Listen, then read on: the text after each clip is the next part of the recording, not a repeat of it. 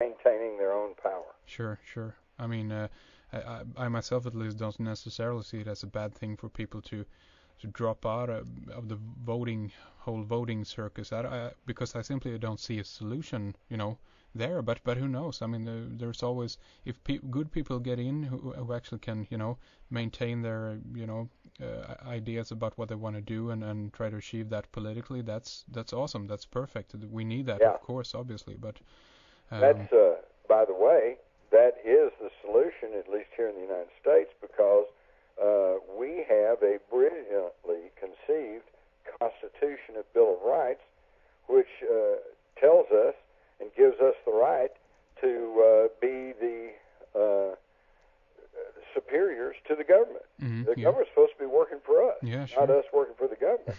And the only problem has been not in following the Constitution, but when, as has happened so much over the past 6-7 years, that we go away from the Constitution.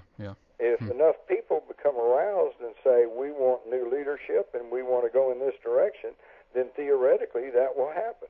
But it's not going to happen until people understand the problem and then start actively looking for solutions. Sure. Yes, it's a dilemma there, and it goes hand in hand. So. Well, and it's compounded over here because that's why red ice is so exciting to me, because you guys obviously do your own thing and talk about what you want to talk about.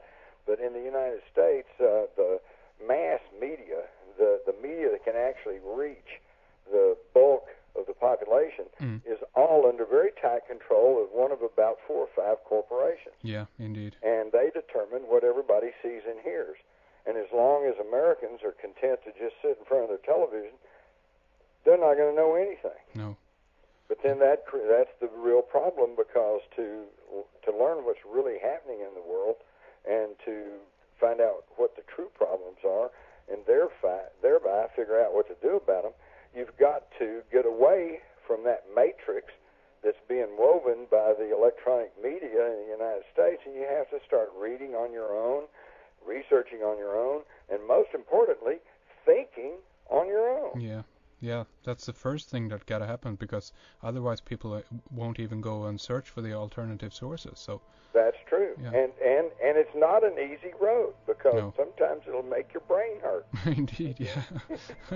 Sometimes it's not easy to find out what's really going on. Exactly, and much easier just to sit in front of the TV and become a zombie. Sure. I mean, I see not YouTube and video Google as instance themselves as a solution to the problem, but the technology that they represent, so to speak. That's an incredible new way of communicating and so forth. Basically, I agree. I totally agree. In fact, working with the 9/11 Truth Movement and dealing with the 9/11 issues, it has kind of become clear to me that the people who actively use the internet and do use Google and do go to YouTube and do look at all of the sites and information that's now available tend to fall into the pro-conspiracy 9/11 camp, whereas the other bulk of the people who don't utilize the internet and only sit in front of their TVs, they're the ones still clinging to this bogus official conspiracy theory. Exactly. Yeah, there is a reason for it.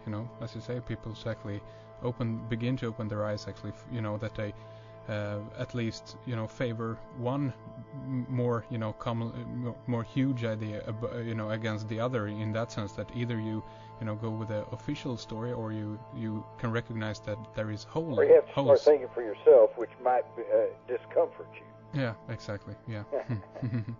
Yeah, so it's really amazing. Absolutely, and again, so that's why I see, and it's encouraging and positive to speak with you and to have your view on that you also kind of see that there is there's new technology coming to light, and if we could use that and at the same time get more people interested in a lot of different topics that are fascinating and mysterious and more wonderful. That's the main idea to get out of this mess, as I see it at least. So well, like I'm always saying, your mind is like a parachute. It works better when it's open. Yeah, indeed. You've got to be open to new ideas and new thoughts, and then weigh them carefully, and then, think about it, digest them, and then really give some thinking power to it.